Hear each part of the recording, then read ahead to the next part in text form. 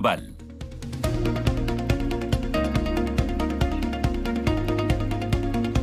Actualidad geopolítica con la mirada puesta en el estrecho de Hormuz, con la mirada puesta en Oriente Medio, en una escena que no sabemos hasta qué punto podemos categorizar como escena de escalada, pero desde luego diplomacia hoy no se está respirando.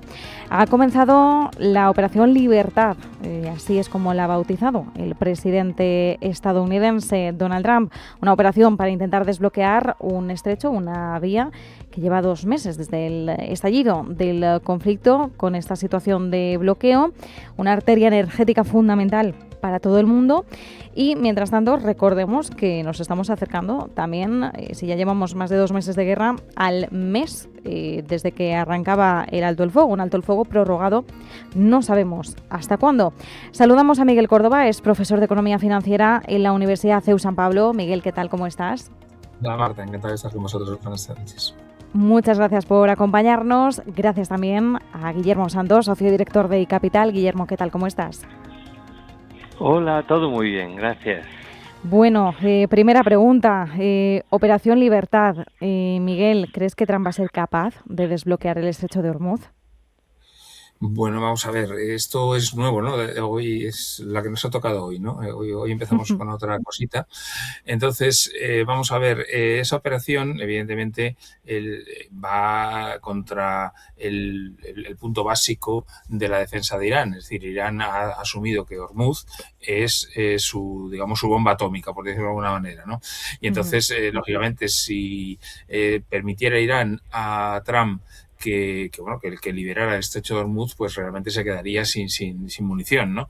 Lógicamente Irán pues parece que está respondiendo. No sé qué capacidad real tiene Irán. Lo que a mí me choca, ¿no? Es los cambios de actitud de Trump. Es decir, ya no hablo de negociar o no negociar, que siempre está por ahí encima de la mesa. Hablo de por qué después de 2 meses, ahora dice que va a escoltar a los buques para sacarlos de allí. Hay que intentar buscar la razón, porque al final todo va con un sistema de causa-efecto. Entonces, el por qué lo hace ahora, sí tenía claro que hace 15 días él bloqueó Hormuz precisamente para no dejar que los iraníes exportaran su petróleo y que además no supieran dónde meterlo. Eso tenía sentido. Ahora, decir que va a liberar Hormuz es prácticamente decir que va a entrar otra vez en guerra. No sé si es una jugada de ajedrez que está intentando a ver cómo responden ellos, pero desde luego, si él ahora mismo se intenta pasar, hay un montón de cargueros y de petroleros que tienen que pasar por allí y cumple lo que está diciendo, va a ser una guerra de nuevo. O sea, eso está más claro que el agua. O sea, porque está claro que las baterías de misiles y de drones que todavía tienen los iraníes en funcionamiento van a atacar esos barcos. Es casi, es una provocación, y esta vez sí que me ha dejado a mí bastante desconcertado, porque sigo sin entender el por qué ahora Trump dice voy a hacer esto.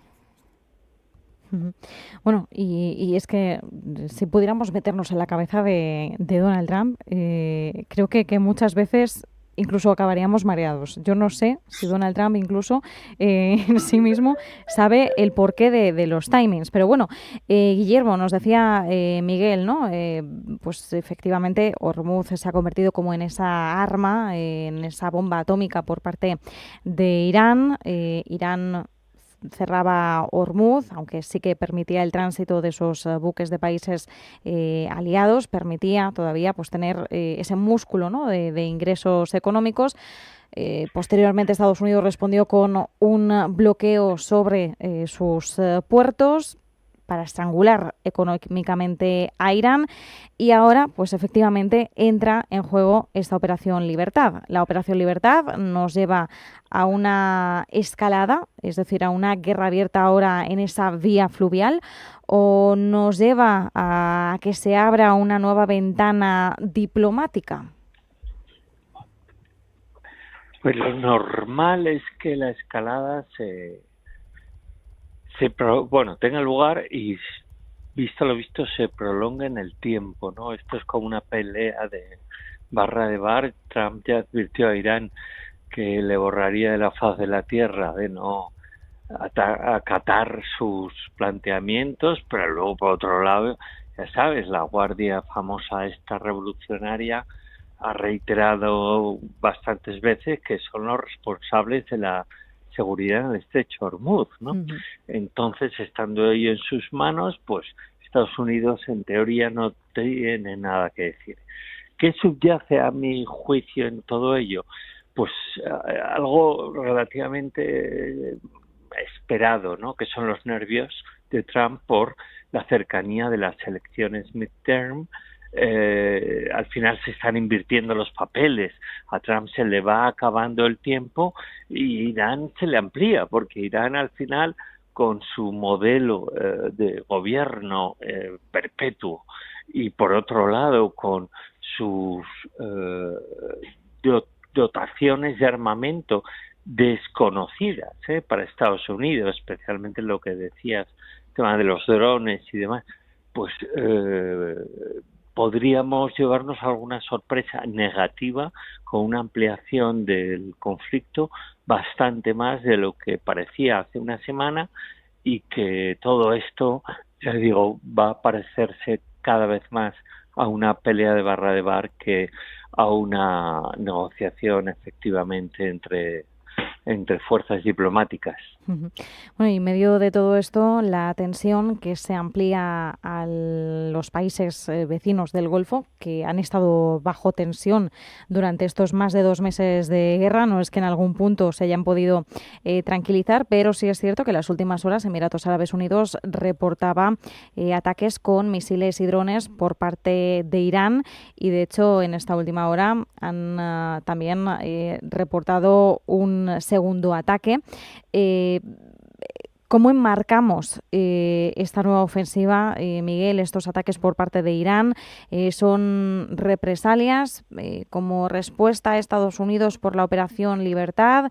¿Tenemos que entender o enmarcarlas dentro de un contexto de alto el fuego en el que, bueno, en alto el fuego precario, débil, donde siempre puede haber algún tipo de represalia? ¿Cómo debemos tomarnos lo que está ocurriendo ahora por parte de Irán hacia Emiratos Árabes? Bueno, vamos a ver, Irán siempre desde el principio intentó escalar el conflicto, es decir, que fuera un conflicto de zona más que un conflicto entre Estados Unidos y Israel por un lado y ellos por otro. Entonces ya atacó a otros países de la zona del Golfo Pérsico y, bueno, lógicamente Emiratos Árabes Unidos, Omán, Arabia Saudí también lo es, son Bahrein, son aliados naturales de Estados Unidos. Su defensa, como se probó en la famosa guerra del Golfo hace muchos años, con Kuwait, pues es que incluso con Arabia Saudí, o sea, es que dependen de Estados Unidos para su defensa, ¿no? Entonces, lógicamente, Irán los identifica con Estados Unidos y dice, bueno, pues sin que lleguemos a montar un follón, lo que comentaba Guillermo de la pelea de barra, pues algo así. Nos pegamos un poco, nos hacemos tal, y yo a tus amigos pues no les ajunto y les pego. Yo creo que es una especie de juego del ratón y el gato, es decir, vale, tú me pasas 2 petroleros, yo disparo a este y están esperando, como en las jugadas de ajedrez, a ver qué hace el otro. El problema es que con un individuo como Trump por un lado y por otro lado con los mártires de la guardia esta revolucionaria iraní, pues no estamos hablando de una partida entre Fischer y Karpov, que están pensando y analizando y tal. Estos en un momento determinado dicen, allá voy, y la pueden montar. La verdad es que, como comentaba antes, estoy muy sorprendido. O sea, no entiendo por qué ahora mismo Trump hace esto. Yo sinceramente pensaba que este hombre iba a digamos, llegar a unos acuerdos razonables sobre el tema pues, nuclear, alguna cosa de estas, e intentar salir de allí. De hecho, que yo sepa, Israel ha dejado de bombardear hace mucho tiempo a Irán y está concentrado en el Líbano. Entonces, parecía que las conversaciones de Islamabad podían llegar en algún momento, a algún punto, alguna cosa, pero la actitud esta de hace 24 horas, ¿no? de Trump, Es decir, allá voy. Y si no os destruyo, que lo he dicho ya 17 veces, pues no sé, o sea, yo al final creo que es que casi está deseando hacerlo. O sea, si en un momento determinado pues Irán dice, pues se acabó y ahora les lanzo todos los drones y los misiles del mundo a los países del Golfo y además a todos los barcos que pasen por aquí, no sé qué, pues Trump es que una de dos, o le lanza 2000 bombas y destruye Irán, o se tiene que volver a Estados Unidos. Es que no hay otra opción. O sea, si Irán sigue en sus 13, Estados Unidos no puede aguantar una guerra permanente en esa zona. Tiene que llegar a un planteamiento, y como comentaba antes Guillermo, las elecciones de midterm están a la vuelta de la esquina, y los estadounidenses no quieren ver lo que está pasando.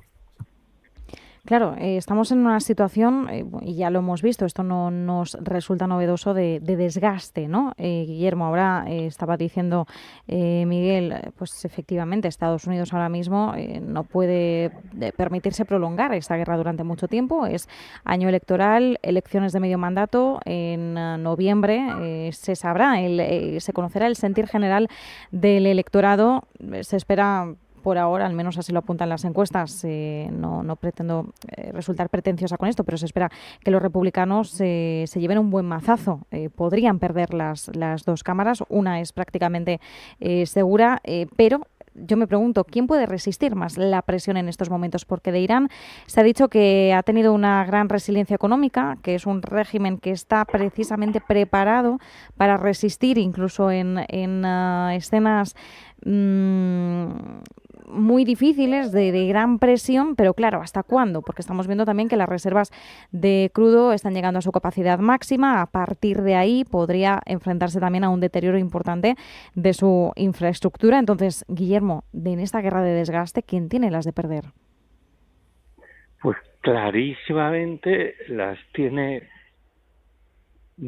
a mí mal que me pese, pero las tiene Donald Trump, y Irán tiene más bazas.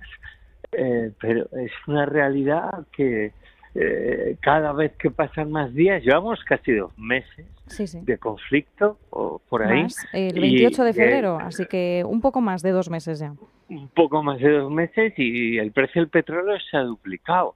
Entonces, esto es malo para todos. Bien es cierto que Estados Unidos es energéticamente, como sabéis, vamos a decir, autosuficiente, sí. Y luego, por otro lado, tiene la enorme ventaja de que la economía americana, me refiero sobre todo a Trump y por supuesto a los ciudadanos de allí, mantiene una solidez sorprendente. ¿Qué le puede hacer a Trump entrar un poco en razón, visto que a sus asesores les hace caso una vez y dos no? Pues yo creo que va a ir por ahí, aparte de lo que hablábamos del acercamiento en el tiempo de esas elecciones, que para él sería bastante dramático perder ambas cámaras, pues le puede hacer cambiar que los datos de la economía americana, esta semana tenemos algunos, entre otros el de paro, vayan saliendo negativos.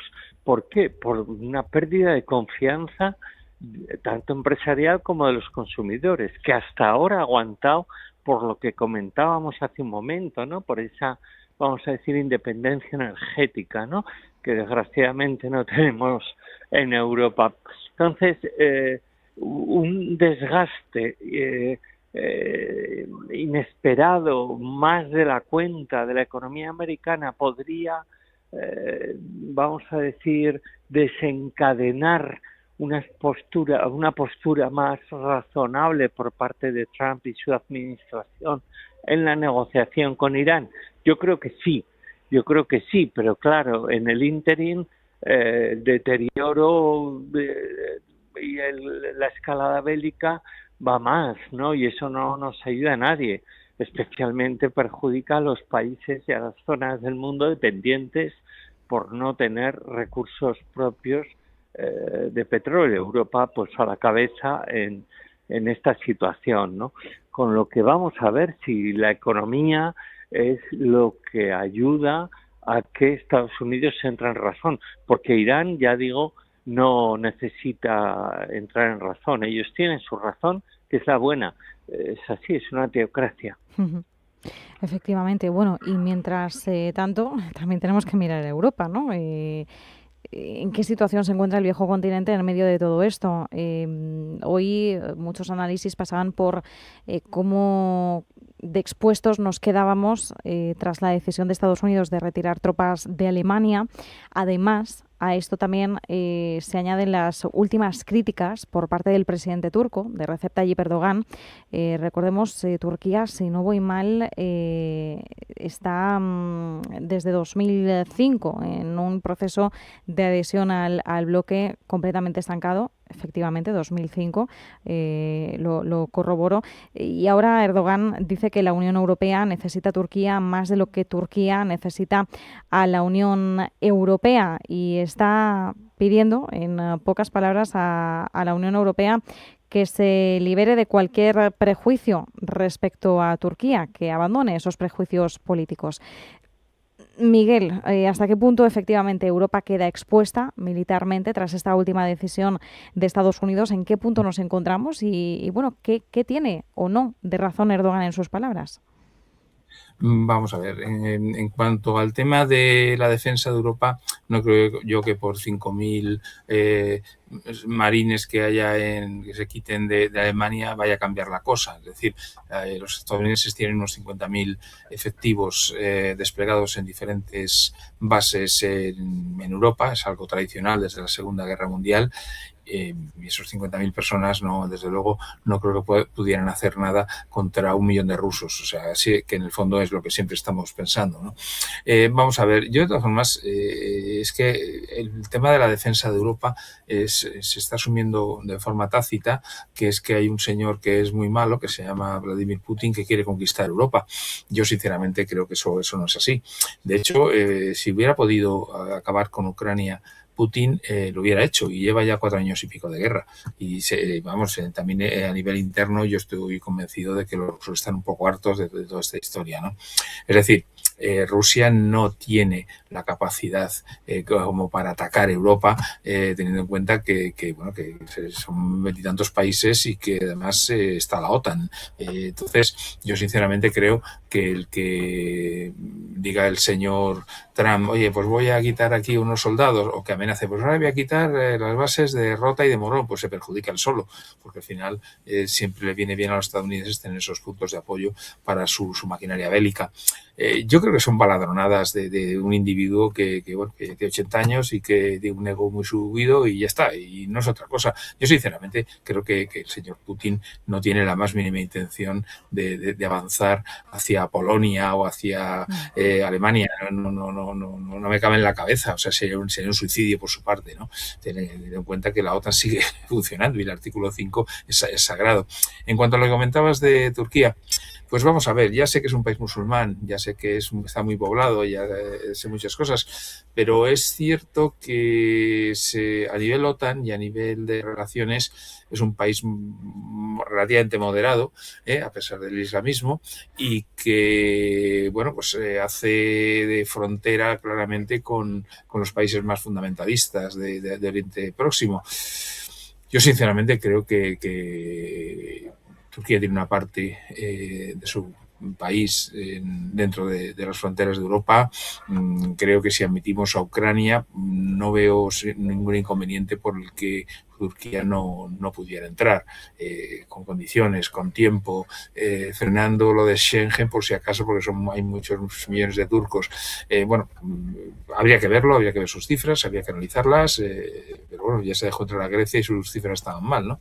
Entonces yo creo que con cuidado, yo sinceramente a mí Turquía no me estorbaría en Europa. Guillermo, nos quedan 3 minutitos, pero sí que me gustaría conocer tus sensaciones respecto a este último punto, el de Turquía en la Unión Europea. Hombre, efectivamente se ha hablado en numerosas ocasiones en el pasado y claro, los países europeos tienen un miedo cerval a que decenas y decenas de millones de turcos puedan moverse dentro de la libre circulación de ciudadanos que hay en la Unión, ¿no? ¿Eso pasaría? Hombre, de inmediato no. Habría plazos y demás y periodos de carencia, como por ejemplo se produjo con Rumanía en su momento, ¿no? Cuando Rumanía entró.